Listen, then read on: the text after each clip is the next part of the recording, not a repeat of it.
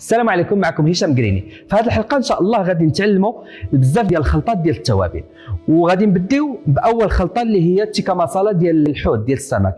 غادي نشوفوا شنو غادي يدخل فيها هي الفلفله حمراء، قرب هنا يشوفوا فيها الفلفله حمراء حلوه والخرقوم، وفيها الكمون، زريعه القزبر، بودور الموطارد، الحلبه والبسباس.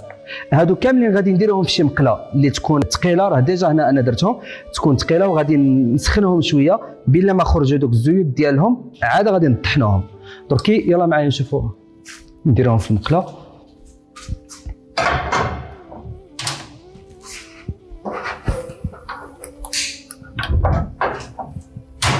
هنا بعد ما درناهم في المقله غادي نبقاو نخليوهم ماشي تحرقوا، ولكن حتى نحسوا بالزيت ديالهم كتخرج، باش غادي يعطيونا واحد النكهه اللي زينه. يعني غادي نحاولوا نخرجوا كاع النكهات اللي فيهم، ومن نطحنوهم ان شاء الله غادي تحصلوا على واحد المذاق اللي زعما كاين رائع. هنا كنشوفوا باللي العطريه ديالنا حسينا بها بدات كتسخن على ما تسخن المقله، وغادي تبدي تخرج ديك الزيت ديالها، وماشي تنسمعوها كتطرطق.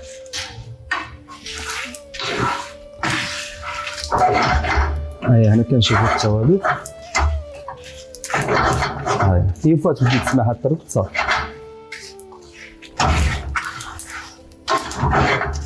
دونك كيما غادي نطحنوها غادي تخرج الزيت ديالها بسهوله في الطحين، وغادي يتجانسوا كاملين المكونات ويعطيونا ان شاء الله واحد المذاق زين.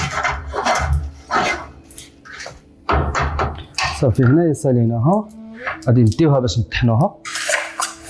دركي غادي هاد المكونات من بعد ما سخناهم فوق المقله وتلقوا حسينا بالريحه ديالهم، زعما تلقوا واحد الريحه مجهده، غادي حتى الزيت اللي لداخل غادي في الساعه ديك الساعه تخرج. غادي نهودوها كامله.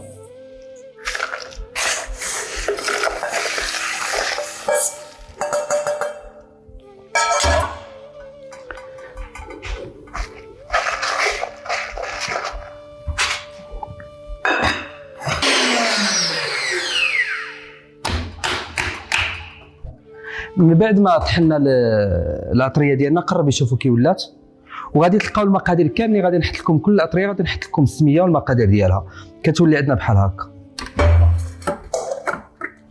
هنا كنهودوا العطريه ديالنا بشويه صافي. من بعد ما هودناها في شي ريسيبيون بوحدو، ديك الساعه غادي نهزو بشويه ونحطو في البوكال ديالنا، في القرعه اللي غادي نحتفظوا بها.